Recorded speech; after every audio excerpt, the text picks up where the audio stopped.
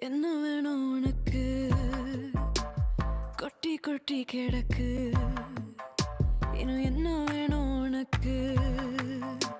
சொர்க்கம் இங்க இருக்கு.